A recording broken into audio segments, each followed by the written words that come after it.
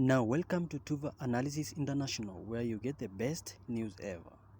On the best comedian century, we have Jocelyn, the queen of indie comedy, announced herself as a sweet-natured human child, making not so much shows as scrapbooks of the things that meant her big heart burst.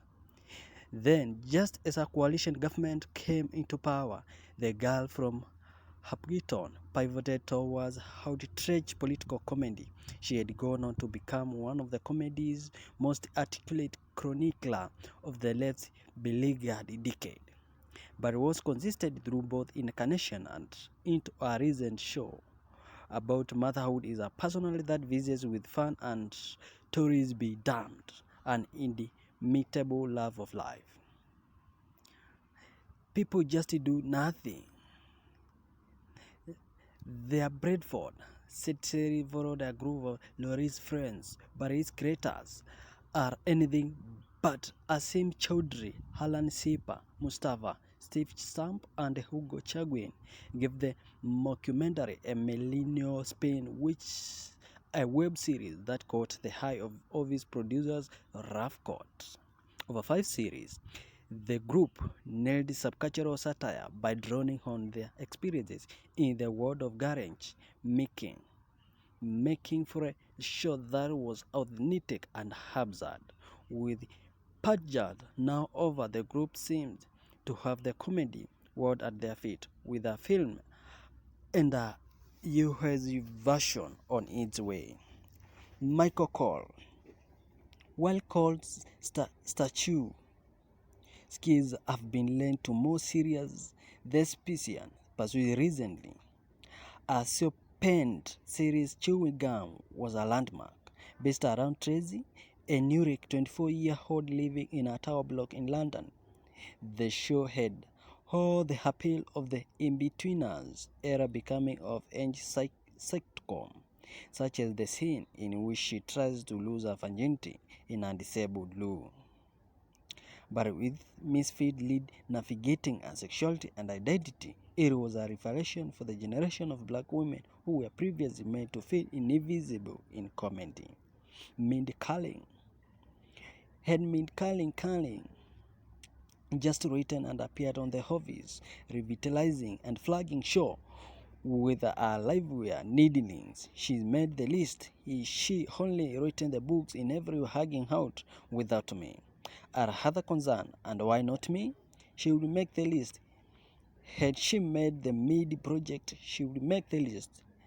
Had she only written and started in the Emma Thompson family late, there is a good chance she would make the list. But she has done all these things, so questions are here at your peril. Jordan Brooks.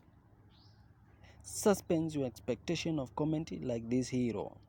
The great Dutch comic Hans Twyun Brooks is here to scrabble your sense of what's happening on stage, what's up next, and why hell you are laughing. Maybe in handix, highballing his crowd, absenteeing himself, stretching his sinewy frame into odd shapes, relate to the current of talking about incest, economics, and existential despair that passed for his martyrio.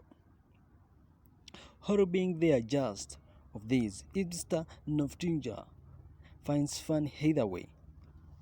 You can't take your eyes off him. Matt Berry.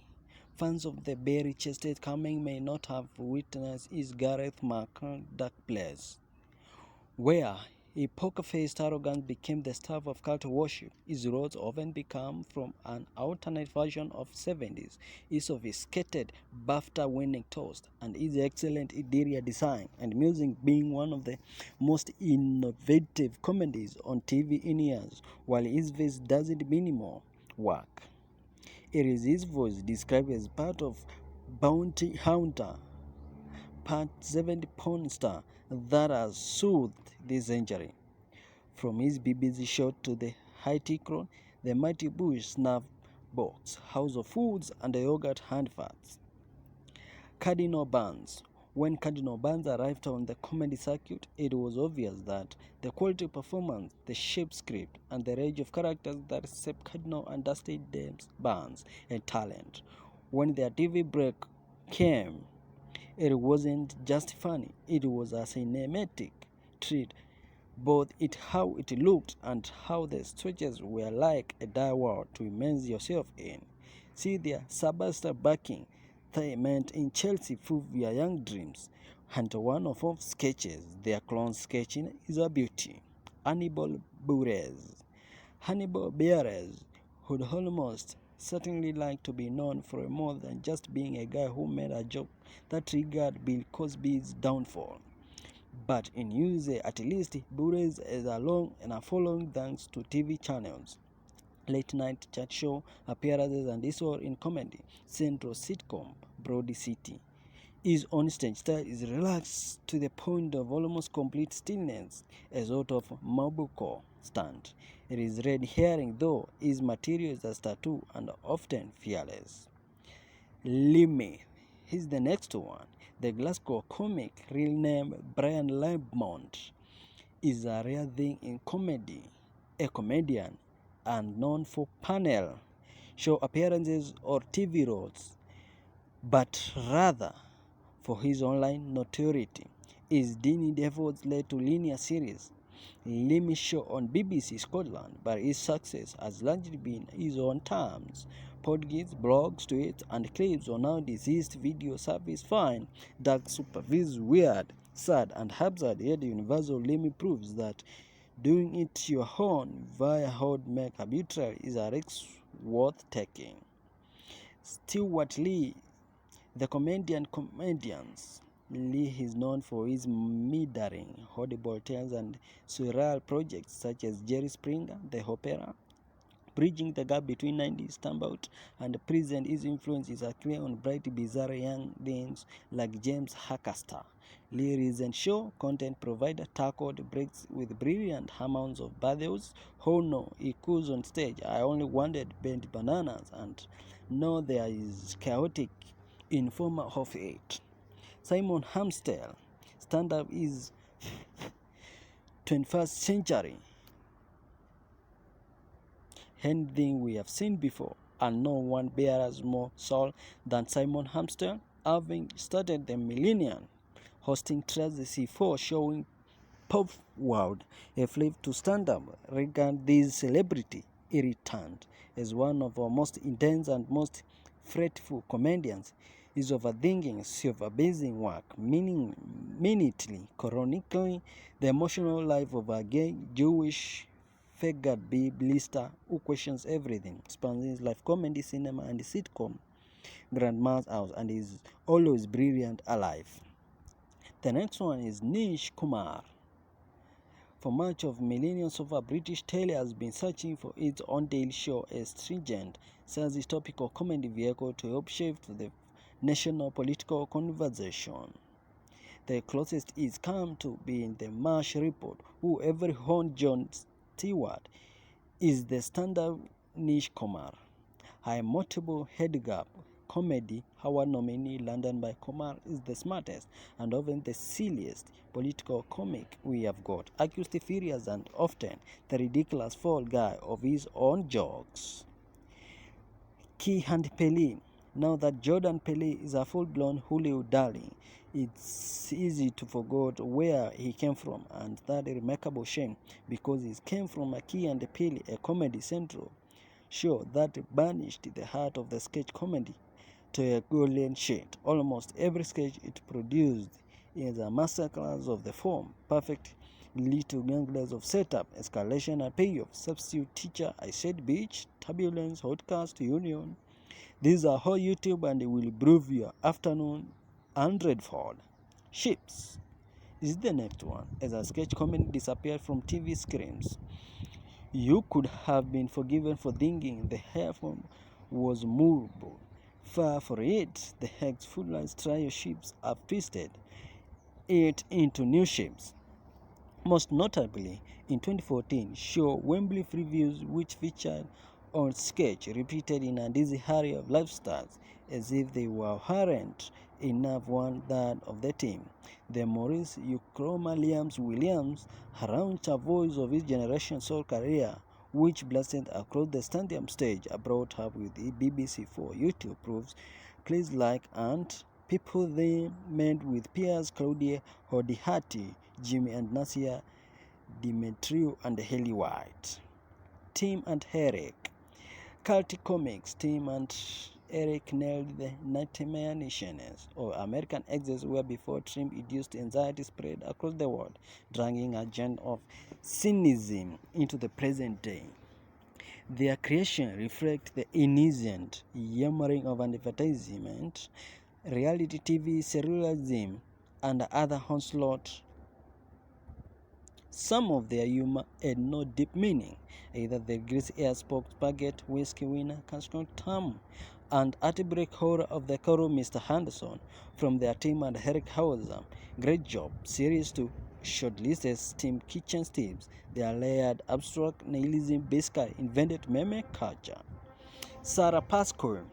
Yes, comedy has to be funny, but it can mind expanding too, and never more than its work of Sarah Pascoe, even before a best-selling book about the female body, animal exhibition comic where her erudition and anthropological way of seeing the words on her sleeve. The result was a series of cracking stand-up intelligence to pair boarding, Nietzsche's philosophy, sperm selection, all over being questioned in other words, and never hike in her sight. Dr. Brown. 20 years back, few had mind and clown pegged as the hippest stars of 21st century comedy. No one played greater role in their revival than Phil Banks, aka sex clown comic Dr. Brown, a graduate like so many of the soccer high acts who followed of École Villevigore in Paris. Burgers developed an instant cut, following with his silent late news shows, beautiful, skillful, and playful, but also terrifying in that Bugs displayed zero inhibition and required his audience to leave their door. The Handbag comedy Howard followed Bugs' influence is still being felt on live comedy. Richard Hayode, a man with such a comic gift he can make an handfat watchable. Hayode's tries a born humor may be acquired taste, but it hasn't stopped him piecing together a career of initial breath as a host of gadget travel shows and a deaf movie director.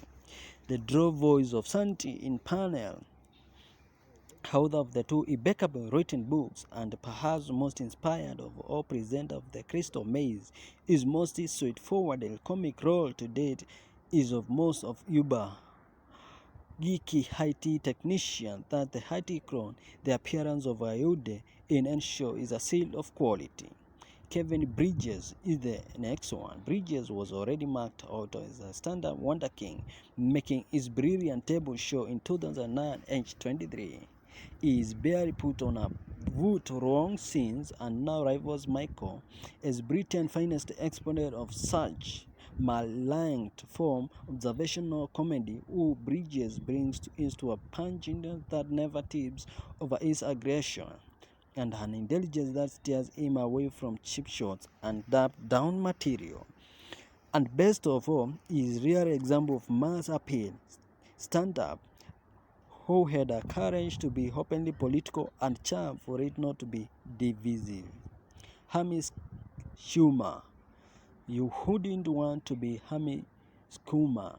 She realizes her stand-up set and to defend herself against writing trolls determined to reduce its Netflix rating.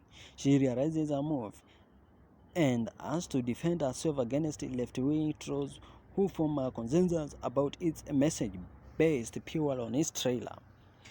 This weight of expectation would crush most people, but not Skuma. This is probably because she is very, very funny. Watch train work and mostly sex stuff of any episode of Inside Hamis Skuma for proof. We are lucky to have her. Russell Brand. Put aside, if you can, is tabloid ubiquity and Europe of Hollywood films, Turner played high to his questionable role in 2015 general election. Brand the cultural phenomena isn't always a laughing matter, but Brand the comedian is harder to resist. On the stage, where he can control how narcissism, verbosity, and new age philosophy came across, and where they is spliced with wit, self-mockery, and palpable love of people and life, Brand is a presence to conjure with one of the most unique and charismatic comic talents, Aziz Ansari. Ansari had a career of two halves. First, he had playful stand-up whose routines revolved around clashing cultures and bullshit romances, a style translated into Netflix's Master of None. When allegations of sexual assault were made in 2018, it seems his career might be over for good. He has denied claims no charges were pressed, but Ansari is now tackling the subject in his work. A review described his new tour as a carrying against extreme wokeness. Whether he can regain his former success remains to be seen, but he is determined to use a comedy to make a statement. Daniel Kitson. When Daniel Kitson won 2002 Parade Award, breakout success seemed just a matter of time. But that's not what Kitson wanted. The Yorkshireman has since constructed the most respected super career in comedy. He doesn't do telly, panel, shows or media. Here is gigs. Sometimes stand-up, sometimes plays, sometimes solo storying, often stellar in fans, and his voice is among the most distinctive in commenting. Blunt but romantic, blunt but reliable, fearlessly protective of humanity, fragile, flame as chilly winds of soulness, modernity below around it. Frankie Boyle is the next one. That is the comedian. When he was team captain on Mock the Wiig, the best known for comparing swimmer to spoon.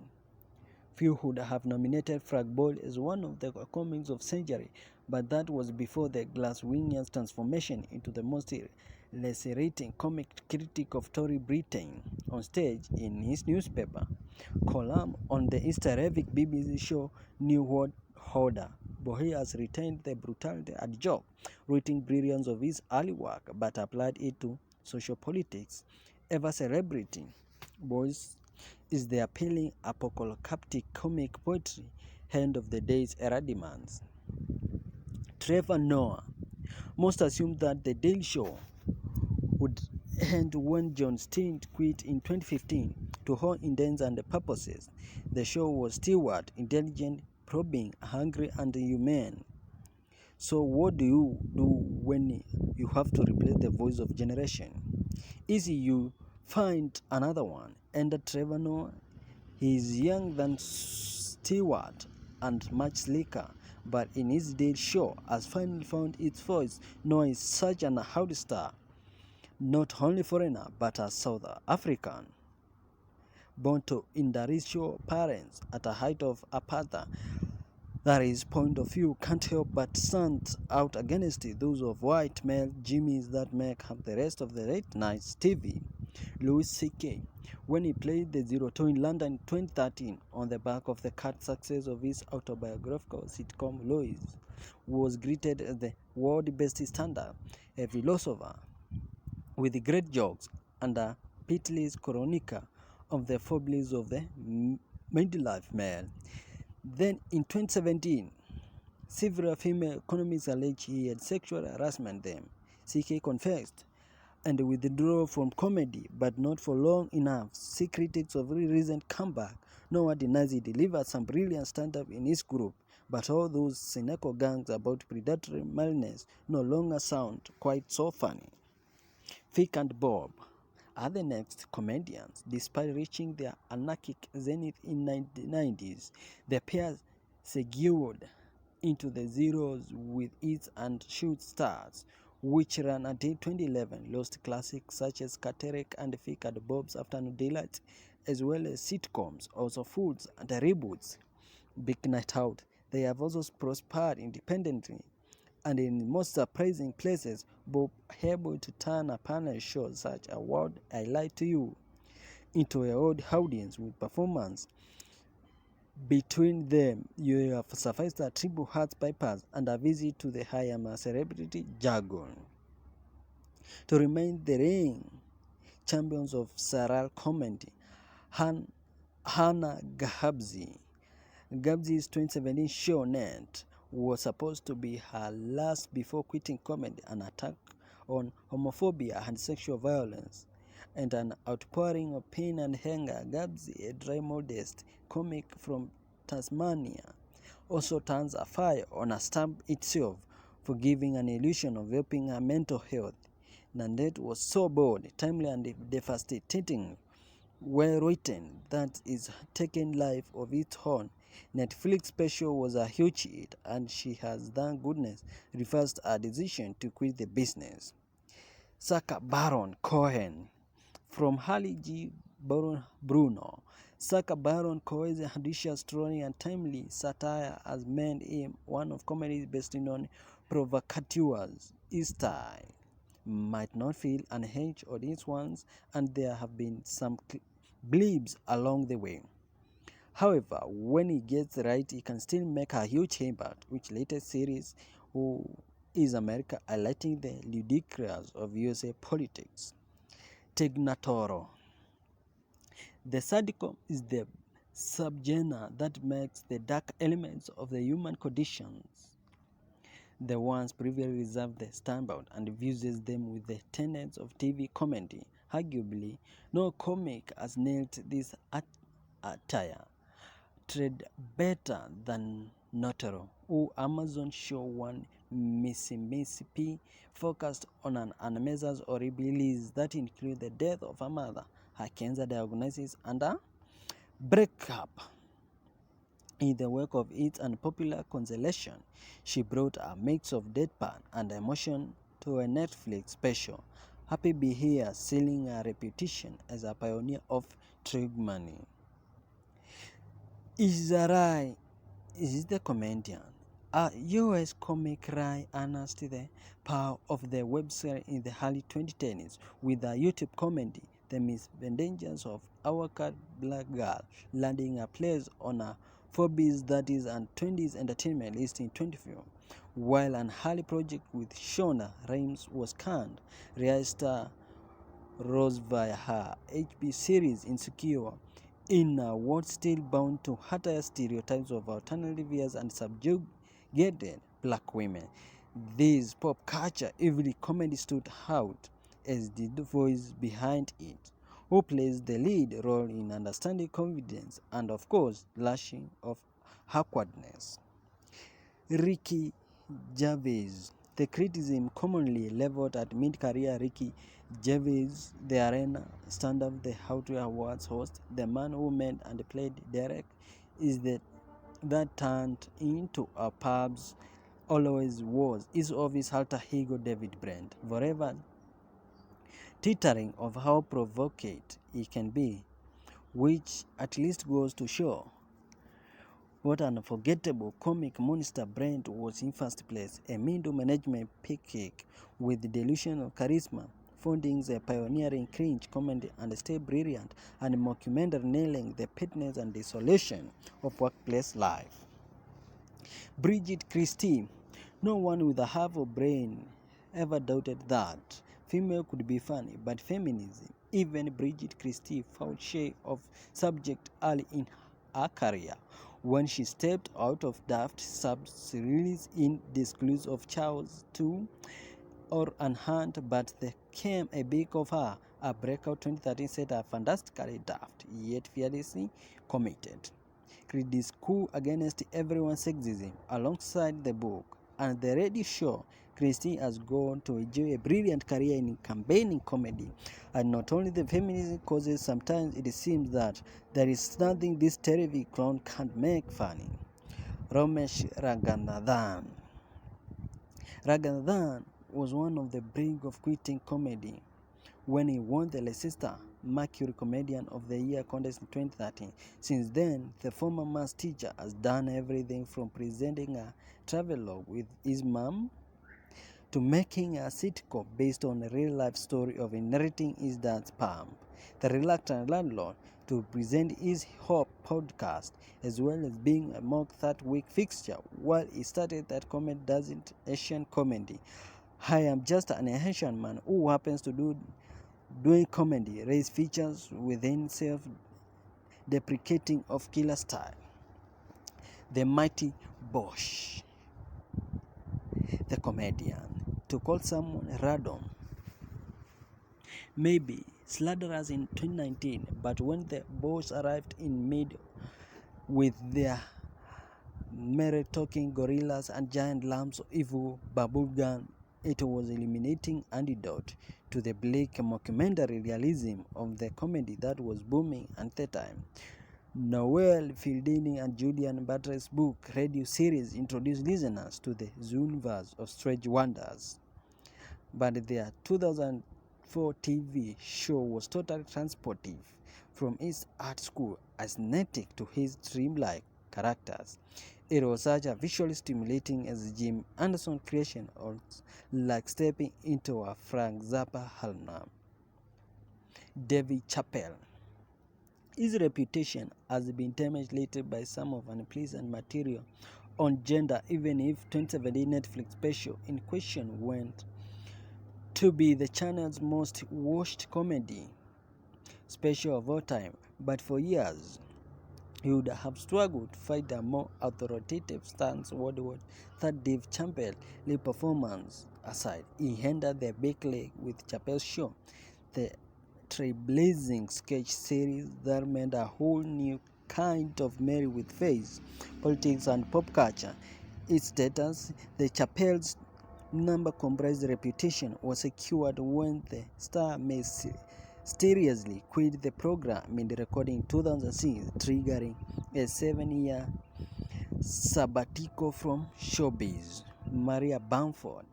To watch a Maria Bamford stand-up sprint full speed to keep up with a train of thought.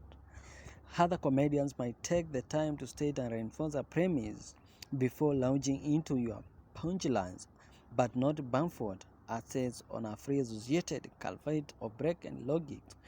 And our weird voices, it is often took for concentration just to figure out what's going on. Watch 2012 The Special. If you haven't already, it is a Bamford performing stand-up or just apparent, and it is glorious. Sarah Silverman. Political views can kill a comedian's mojo. Hello, Eddie Izzard. So what will happen to Sarah Silverman? Her early stand-up persona was a sort of narcissistic brat with no boundaries. Then she got politicized. Silverman reaction to the rise of Donald Trump has been not just a liberal range, but attempts to reach out to his voters and understand them. Will this view found honest kill a comedy mojo? It appears not. Our latest Netflix special, A Speck of Dust, shows she can evangelise her politics into a standard without compromising. Either she is a remarkably gifted comic with an incredible control and courage that is still evolving makes her better. Amy Poehler. Former SNL cast member Amy Poehler got a big break as Pauline's most authentic public servant on Parks and Reaction. Paula's hypothetically famous Leslie Knope, Poke's fan of lean in culture, while others cementing the actor reputation of a master of weird characters. It is a trade she continued as a mentor for Broad City's Ilana Glazer and Abby Jacob, helping to bring the show to TV and acting as its ex-producer. Kristen Wiig. Most performers simply stop off when their time is up, but not Kristen Wiig.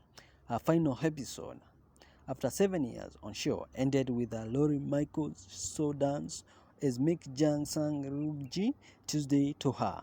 By that point, of course, she would already written and starred Bridesmaids, a hit to Colosso that it tends to overshadow how other works take a pin anywhere in a filmography, though, and you will also strike God plus She is playing the bid in Huda Woman 1984, which is like to float her into a stratosphere.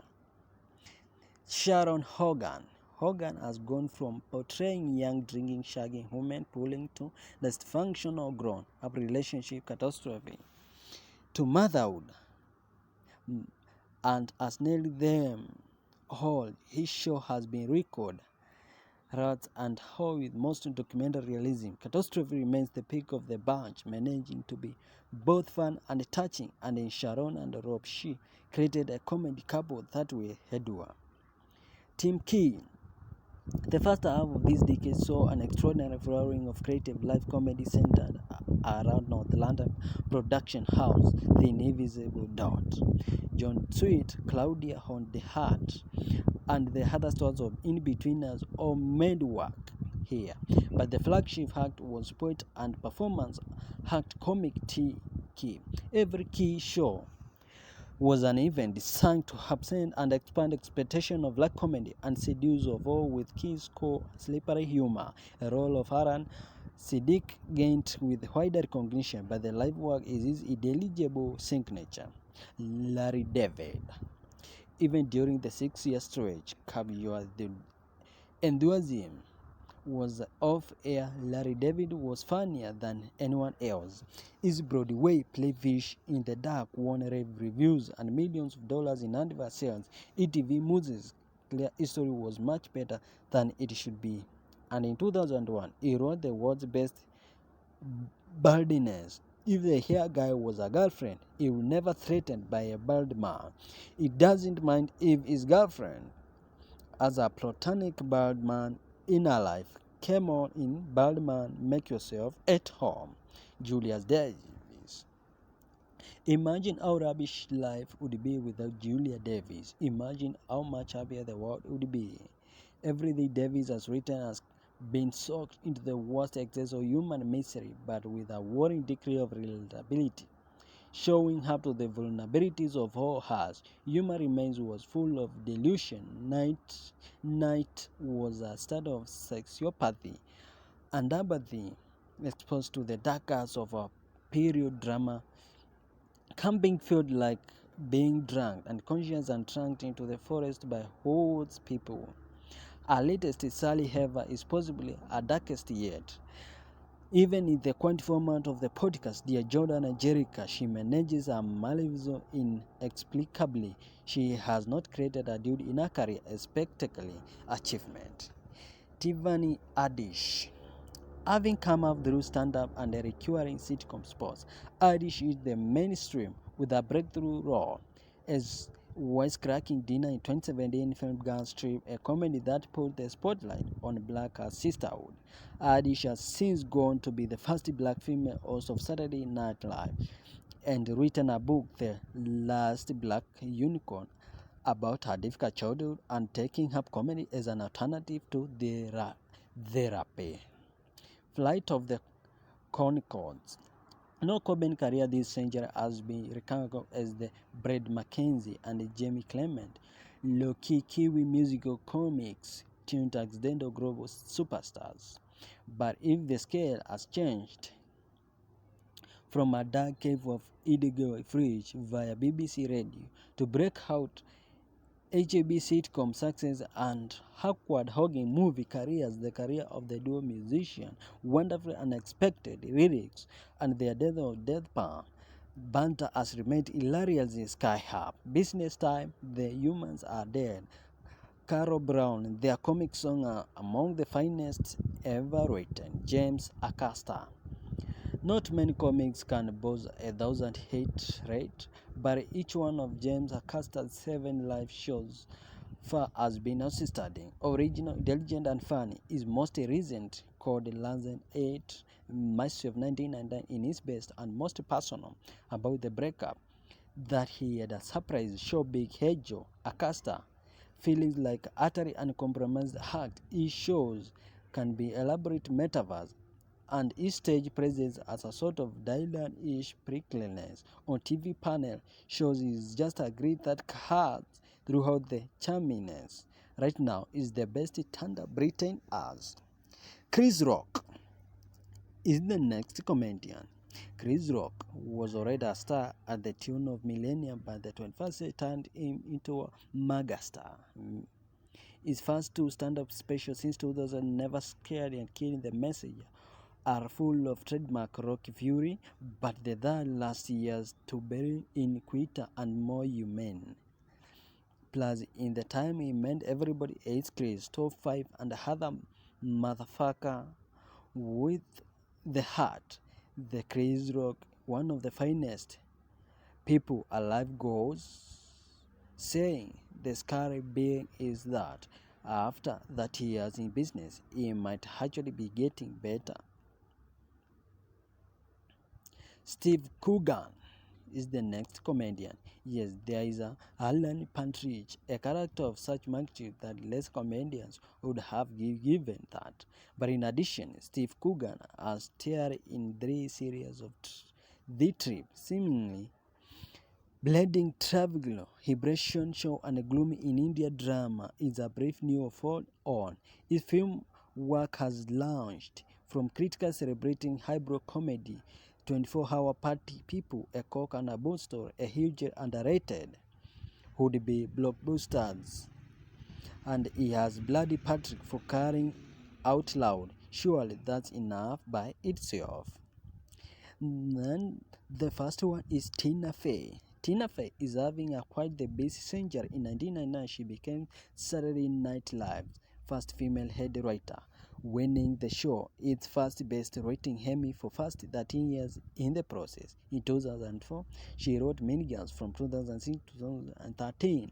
She wrote and starred in 30 Rock, winning 112 Emmy nomination along the way. In 2011, she was paid $6 million to write Bobby Pants, opening the floodgates for dozens of his collections by female comedians.